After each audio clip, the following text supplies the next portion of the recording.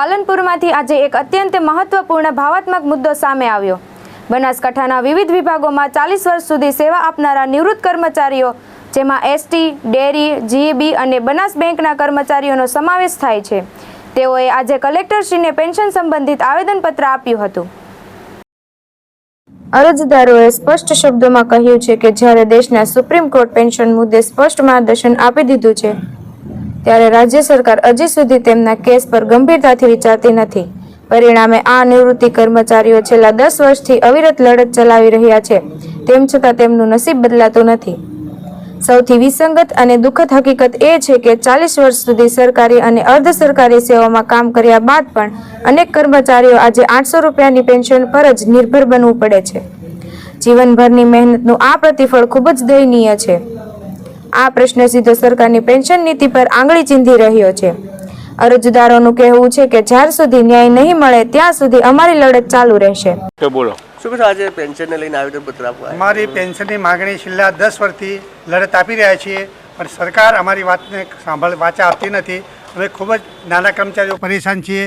ST board, પછી GEB, dairy અને Banas bank એવા ઘણા યુનિયનો અમે લડત આપી રહ્યા છીએ। અમારી માગણીને સરકાર સાંભળતી નથી। સુપ્રીમ કોર્ટે માન્ય ચુકાદો આપ્યો કે અમને ન્યૂનતમ પેન્શનના હકદાર છે, એમને આપવું જોઈએ, પણ સરકાર હજુ સુધી અમારી વાત સાંભળતી નથી। વારંવાર અમે છેલ્લા 10 વર્ષથી દિલ્હી, ભરૂચ અને આમાંના ઉપવાસ અને અમારા જે મેન લીડર છે બુલધાણાના સીકે રાઉત, અશોક રાઉત એ લડત આપી રહ્યા છે। એ અશોક રાઉતના લડતને અમે ટેકો છે જાહેર કર્યો છે।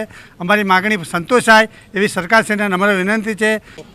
હા, હું પચાણભાઈ પૃથ્વી દોડિયા, બનાસ ડેરી વર્કર યુનિયનનો પ્રમુખ છું અને EPS 95 સ્કીમ પેન્શનની સહીમાં Banas dairy, Banas bank, Gujarat ST, Gujarat Vidyut board અને અન્ય નિગમોનો સમાવેશ થયો છે। એ લોકોને 1000થી મોડી 1500 સુધી 2500 રૂપિયા જેવું નજીવું પેન્શન મળે છે, એના કારણે જીવનનું ભરણ પોષણ કરવું મુશ્કેલ બને છે। આ અંગે મેં સરકારમાં છેલ્લા 10 વર્ષ લડત આપી છે।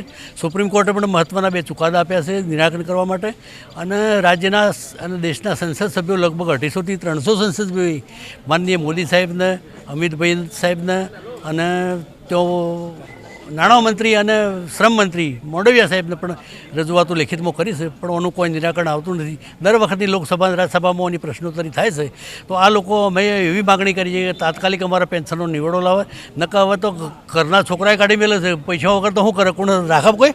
તેમના આવેદનપત્રમાં પેન્શનના હકને માનવ અધિકાર તરીકે ગણવાની માંગણી પણ ઉઠાવવામાં આવી છે। કલેક્ટરશ્રીએ આ આવેદનપત્ર સ્વીકારી લીધું છે અને આગળની પ્રક્રિયા માટે યોગ્ય ચેનલ મોકલી આપવા બાબત વિશ્વાસ આપ્યો છે। હવે જોવાનું રહેશે કે રાજ્ય સરકાર આ નિવૃત્તિ કર્મચારીઓને દયનીય ફરિયાદો તરફ ક્યારે વાસ્તવિક ધ્યાન આપે છે। પાલનપુર ખાતે થયેલા આ આવેદન સબમિશનને લઈને નિવૃત્તિ કર્મચારીઓમાં ફરી નવી આશા જગાઈ છે, પરંતુ પ્રશ્ન એ છે, શું 40 વર્ષ સેવા આપનારાઓને જીવનના છેલ્લા વર્ષોમાં યોગ્ય માન સન્માન અને યોગ્ય પેન્શન મળશે કે નહીં, એ આવનારો સમય જ બતાવશે।